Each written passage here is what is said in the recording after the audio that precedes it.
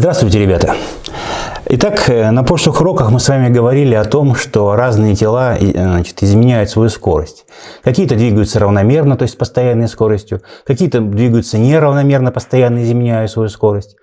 Но мы ни о чем не говорили о том, а почему, собственно говоря, какие-то тела могут сохранить свою скорость, а какие-то изменяют. Что является причиной изменения скорости? Или почему тела какие-то могут сохранить свою скорость постоянно? Вот этими вопросами занимается раздел механики, который называется динамика. Так вот, в каком случае тело сохраняет свою скорость? Еще великий Аристотель, создавая свои законы движения, говорил, что для того, чтобы тело двигалось, скажем, чтобы мячик катился, необходимо его постоянно подталкивать. Если мы не будем толкать мячик, он остановится. То есть, причиной скорости является, с точки зрения Аристотеля, действие какого-то другого тела, ну или действие силы какой-то, пока мы еще о силах с вами не говорили. Так ли это? На первый взгляд кажется очень логичным. Но, как ни странно, Галилей все-таки опроверг Аристотеля. Он рассуждал так. Вот представьте себе, говорил он, скажем, какая-то горка, и на ней находится тележка. Под горкой такой рыхлый песок. Когда тележка скатывается с горки, она застревает в песке, проезжая совсем небольшое расстояние. Когда разровняем песок, тележка уже проезжает большее расстояние, когда помех будет меньше. Если сделать гладкое основание возле горки, еще дальше проезжает тележка. Так вот, Галилей задает вопрос. А если сделать такой идеальный тоннель, где будет идеально гладкая поверхность, где воздуха не будет, сопротивления не будет воздух оказывать. Как будет двигаться тележка? Остановится ли вообще она или не остановится? И он утверждает, что тележка не остановится. То есть получается, что если тележке не мешать, если ее специально не притормаживать, она и так будет сохранять свою скорость постоянно. То есть получается, что, или, как говорит Галилей, она будет двигаться по инерции. Вот сегодня давайте как раз поговорим, что такое инерция тела, что это за явление такое, ну и потом плавно перейдем к понятиям массы, которые мы уже упоминали на одном из первых наших занятий. Так вот, что же такое инерция? Инерцией называют явление сохранения скорости при отсутствии внешних воздействий. Вот когда какое-то тело двигается с постоянной скоростью, говорят, что тело двигается по инерции. Ну, допустим, спутники Земли, им сообщили скорость какую-то, дальше они двигаются сами по себе. Если их не останавливать, не тормозить, если никто там не будет им мешать, они и так будут сохранять свою скорость постоянно. То есть, видите отличие, да? Аристотель говорит, что нужно толкать, а Галилей говорит, что не нужно толкать. Главное, не тормозите его, не мешайте ему двигаться, он и так будет сохранять свою скорость. Дело в том, что сохранение скорости – это является естественным свойством любого тела. Ну, а по принципу относительности, который мы упоминали с вами на предыдущих уроках, в принципе, между состоянием покоя и состоянием равномерного движения нету никакой разницы. Поэтому, если вы находитесь в покое, вы тоже находитесь в состоянии инерции. Ну, вот примеры, скажем, из жизни, из нашего быта, из нашей жизни. Скажем, едем в автобусе, водитель автобуса резко тормозит. Естественно, все пассажиры начинают отклоняться вперед, Почему? Да потому что ноги уже остановились, а наше тело еще по инерции продолжает двигаться с той же самой скоростью, и поэтому мы отклоняемся вперед. Или, скажем, инерция покоя. Когда мы стоим на месте, а вдруг водитель резко начинает нажимать на тормоза, и резко трогается с места. Тогда ноги уже поехали, а тело еще по инерции находится в покое, и поэтому, естественно, наше такое физиологическое действие, мы отклоняемся назад. Итак, вывод какой? То есть получается, что для того, чтобы тело двигалось с постоянной скоростью, либо находилось в покое, необходимо, чтобы на него не действовали никакие тела. То есть получается, что как только подействовало какое-то тело, либо какие-то несколько тел, сразу движение становится неравномерным, и тело, соответственно, будет изменять свою скорость. Но об этом уже позже, когда будем изучать законы Ньютона. Кстати говоря, вот этот принцип инерции, Галилея, он лежит в основе первого закона Ньютона. Просто Ньютон его немножко обобщил, на другие системы отсчета. Так, поехали дальше.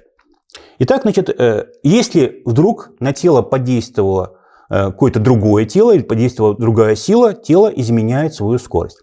Ну, давайте просто немножко тут пофантазируем, Ну, понятное дело, что если тележки, допустим, взяли две тележки. Две тележки примерно одинаковые, между ними сжатая пружинка. Ну и, соответственно, что? Взяли там пружинку, отпустили. Сначала была сжатая, отпустили. Естественно, две тележки начинают разъезжаться. То есть спрашивается, какая на какую подействовала? Первая на вторую или вторая на первую? Да они обе друг на друга подействовали. То есть никогда не бывает какого-то однобокого, одиночного действия. Действие тел друг на друга всегда взаимно. Поэтому приходится говорить о взаимодействии. Итак, при взаимодействии двух одинаковых тележек они получают одинаковые скорости. Это, в принципе, достаточно логично. А если мы, скажем, одну тележку немножко утяжелим, поставим на нее какой-то грузик, значит, да, и, соответственно, точно так же сожмем пружинку, значит, можно там нитку там между ними расположить, а потом эту нитку пережечь, значит, да. И что мы наблюдаем? Та тележка, которая что, тяжелее, она двигается после взаимодействия с одной скоростью, та, которая полегче, с другой скоростью. Ну и, соответственно, конечно, значит, легко предположить, что более легкая тележка, значит, получает большую скорость. И вот мы с вами подходим к такому новому понятию, которое очень по звучанию похоже на инерцию. Только называется это понятие инертность. Это очередное свойство тел. Дело в том, что разным телам для изменения скорости требуется разное время. Ну и про те тела, которым требуется больше времени, скажем, более тяжелая тележка, тяжелый автомобиль, ну и, в принципе, более грузный человек, скажем, когда он разбегается, значит, да, либо пытается остановиться, значит, ему требуется больше времени, значит, да, и, соответственно, что мы говорим, что это тело более инертно. Ну, инертный, вот иногда в русском языке означает такой ленивый, значит, да, ну, если можно было так привести такую аналогию, то есть, получается, этим телам более инертным требуется больше времени. Так вот, про эти две тележки можно сказать, что вторая тележка, она более инертная, первая тележка менее инертная. Так вот, инертность – это свойство тел, которое состоит в том, что разным телам для изменения скорости требуется разное время. Так вот, мерой такой инертности как раз и является масса тела. Мы уже вводили эту характеристику масса. Она обозначается латинской буквой М. Ну и основное вот определение, значит, да, можно было так дать, что масса – это мера инертности тел. То есть, получается, мы уже не говорим, что более инертное тело, а тело большей массы. Тело большей массы. Так. Поехали дальше. Ну и за единицу массы, как уже мы говорили, принят 1 килограмм. Ну, эталоны всех весов, значит, меры весов находятся, мы говорили, Международное бюро меры весов, значит, да, но в принципе 1 литр чистой воды дистиллированной имеет массу практически точно 1 килограмм. Конечно, значит, для работы мы будем использовать, значит, и дольными, и кратными единицами. Ну, скажем, 1 грамм. 1 грамм – это что? Это 1/1000 килограмма. Или, скажем, 1 миллиграмм – это 1/1000 грамма. Или уже получается 1 миллионная килограмма. Помните стандартную форму записи числа? 10 минус 6 степени килограмм я могу написать. Вот так вот. Ну или, скажем, уже кратная единица, скажем, 1 тонна. 1 тонна – это 1000 килограмм.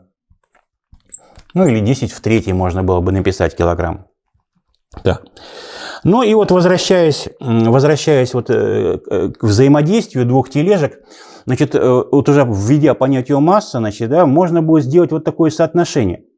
Мы заметили, что более тяжелая тележка получает меньшую скорость. Так вот, для взаимодействующих тележек, любых взаимодействующих тел, значит, есть такое соотношение, что М2 так относится к М1, как V1 относится к V2.